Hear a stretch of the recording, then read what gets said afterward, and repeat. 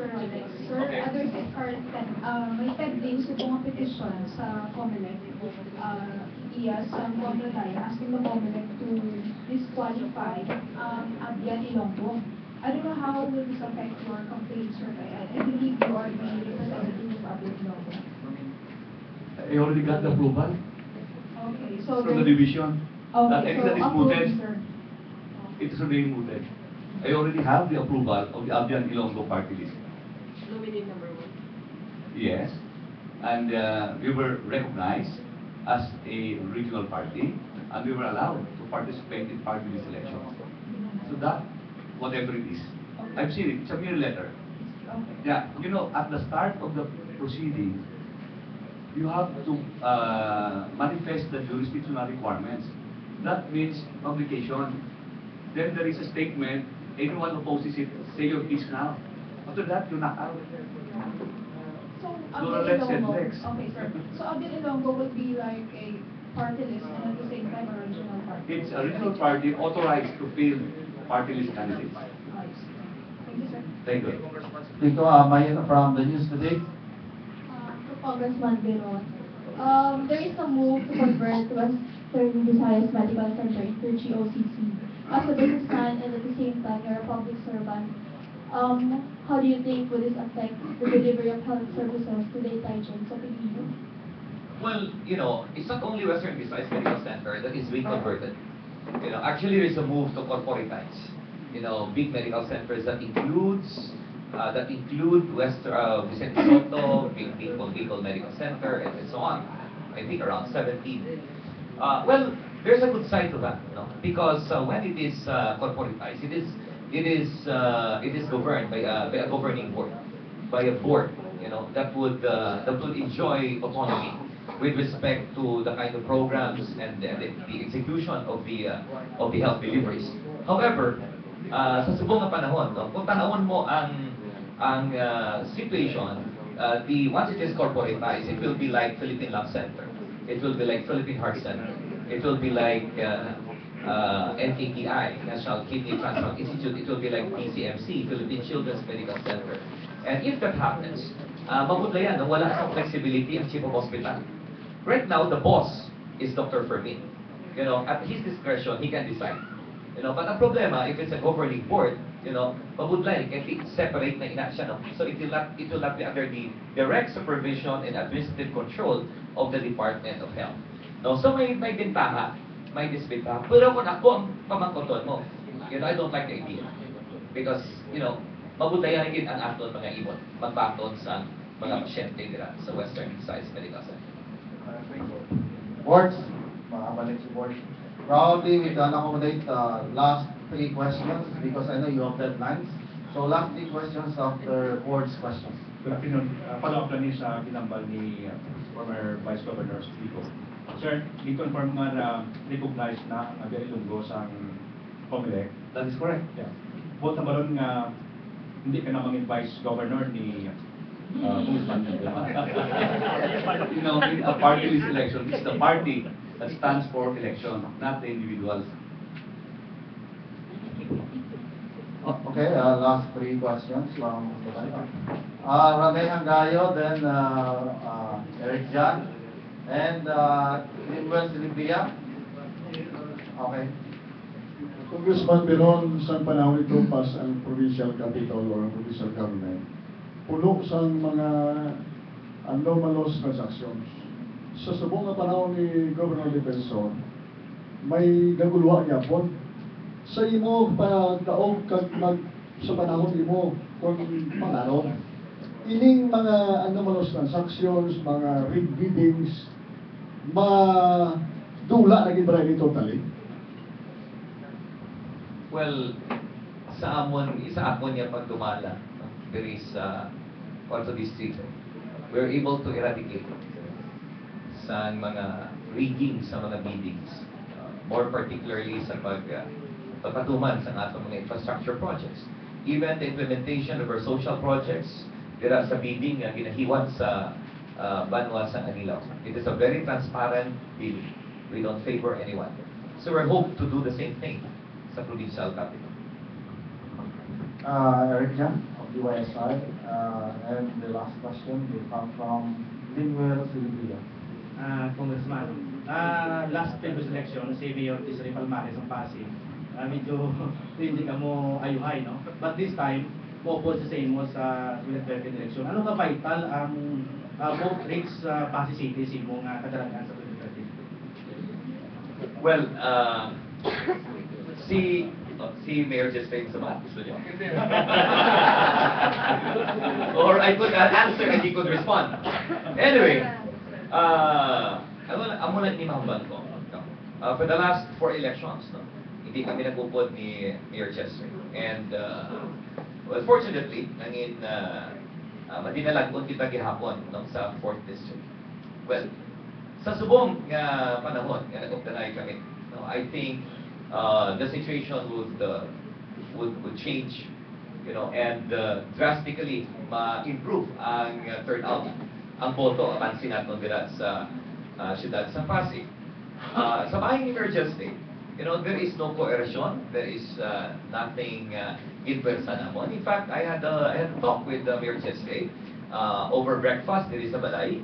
Kag gipamangkot ko man si Mayor Chester kung ano iya kabubuton, you know, sa sining election.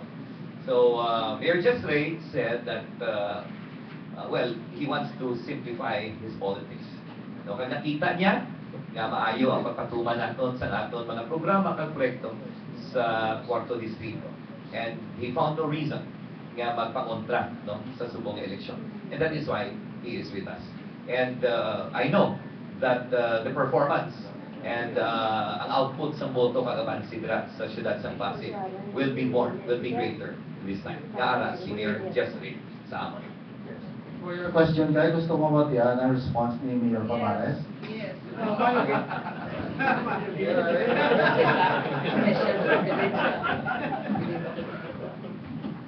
Anakon lang yung mambal nga I realized that for so many years nga pag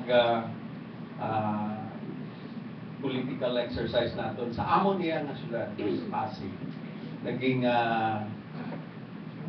lain ang amon direksyon no? Namunggo anay kami permi and kada sa atak ko man sa entablado gaway man ko si mahambal nga malagin sa kay congressman gaway man ko sa nakita nga diferensya.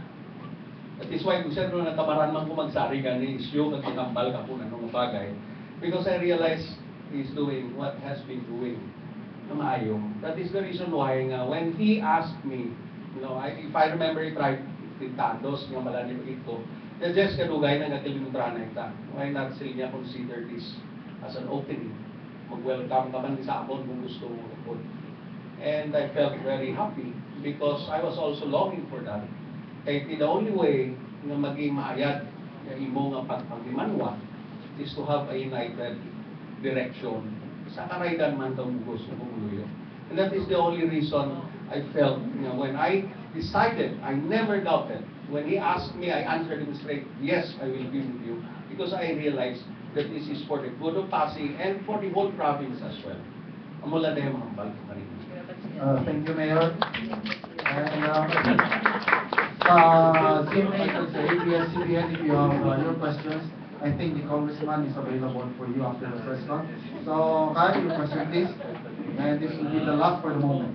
For this It's question. not a question actually, but an observation which I would like Congressman Leon to react to.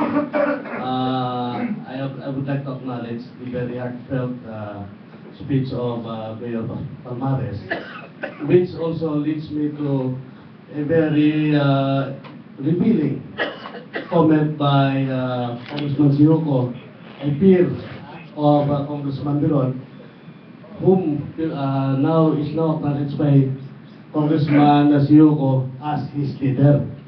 Right? If I heard you right, you acknowledge Congressman Biron as your leader.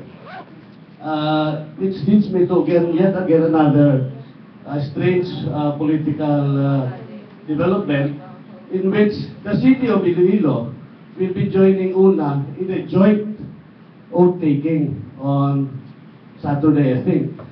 This has never happened before. September 29. Yes, this has never happened before. The leaders of politicians of Iloilo City has never joined the provincial leaders in any political undertaking, they may be of the same party. They do not go together in a political event. So, the thing is, are you the political leader of both the city and the province, or is this just whatever it is? Well, I was tasked by the Vice President to organize the whole province of Iloilo, and that includes also the city of Iloilo. So, but the chairmanship of the city goes automatically to the city mayoral candidate. So, in terms of respect of territorial jurisdiction, it goes, to the city mayoral candidate.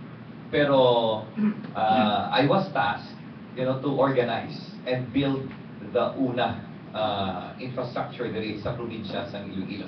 Samtang wala pa sang una sang kandidato sa syudad, ako man ang itagaan sang inaka-obligasyon ni Vice President Binay and Senate President Enrique.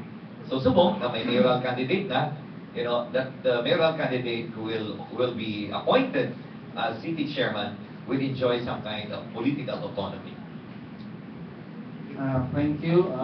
By the way, if you have noticed, there's a clerical error in the background. United Nationalists should be plural. As you can see, there are a lot of people on the presidential table, so it is United Nationalist Alliance. So thank you very much, ladies and gentlemen of the local press, Congressman Biron, Congressman Siugo, Congressman Chico, Board Member Jeff, and all the rest, Mayor Palmares, thank you for attending this press conference. So we invite all of you on the 29th of September at the Grand Hotel, Iloilo Grand Hotel, for the Provincial Convention of the United Nationalist Alliance. The Vice President will be coming over.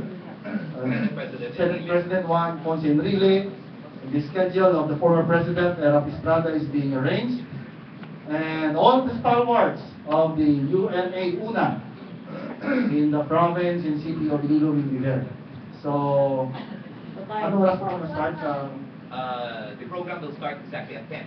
The program. Registration starts at 8:30. Okay, so don't worry, may pampanyaga ko. So thank you very much, and I believe the ABS-CBN and GMA have questions for you after the press conference. So thank you everyone.